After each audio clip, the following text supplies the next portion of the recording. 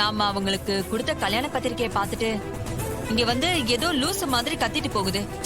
நீ அதை ஏதோ பெருசா எடுத்துக்காதக்கா. நீ சொல்றத நம்புறதுக்கு எனக்கு ஒன்னும் புத்தி பேதலிச்சு போகல. அக்கா, அந்த பொண்ணு ரேவதி கிட்ட பேசின எல்லாத்தையும் நான் கேட்டேன்.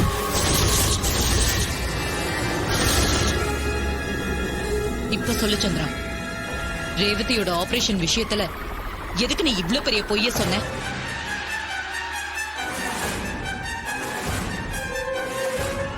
அக்கா அது வந்து ரேவதிக்கு பழச ஞாபகப்படுத்த கூடாது. அப்படி ஞாபகப்படுத்தினா அவளோட உயிருக்கே ஆபத்துன்னு டாக்டர் சொன்னதெல்லாம் நீ சொல்ல சொன்னதா? ஆமாக்கா, அந்த டாக்டர் நான் சொல்லிதான் அந்த பொய்ய சொன்னாங்க. எதுக்கு இப்படி ஒரு பொய்ய சொன்ன? அந்த டிரைவர் பைக்கிட்ட நீ தோத்து போறது எனக்கு கொஞ்சம் கூட பிடிக்கலக்கா. அதனாலதான் அவசரத்துல இப்படி ஒரு பொய்ய சொல்ல வேண்டியதா போயிடுச்சு. நான் உன்கிட்ட இந்த விஷயத்த சொல்றதுக்காக தான் நினைச்சேன்.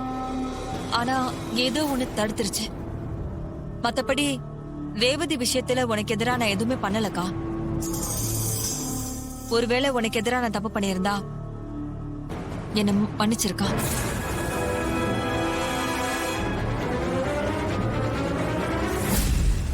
நீ பண்ணதே எல்லாம் ரேவதியும் நம்ம குடும்பத்தையும் மனசுல வச்சுக்கிட்டு தான் பண்ணிருக்கேன்னு நினைக்கும் போது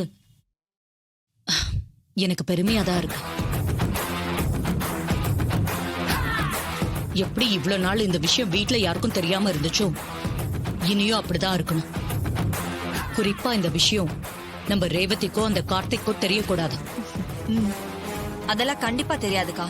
அப்படி நீ சாதாரணமா சொல்லிட முடியாது சந்திரா. அந்த பொண்ணு எப்படி பேசிட்டு போச்சுன்னு பாத்தியா? அவ இங்க பேசினதையே அந்த கார்த்திக் கிட்ட பேசினா நாம தொலைஞ்சோம். அதை ஞாபகம் வச்சுக்கோ. அக்கா, அந்த பொண்ணு இன்னொரு தடவை ரேவதிக்கோ கார்த்திய பார்க்க வர்றதுக்கும் வாய்ப்பே இல்லக்கா. ஏன், என்ன பண்ண போற அவளை? அவ இந்த ஊர்லயே இருக்க மாட்டாக்கா.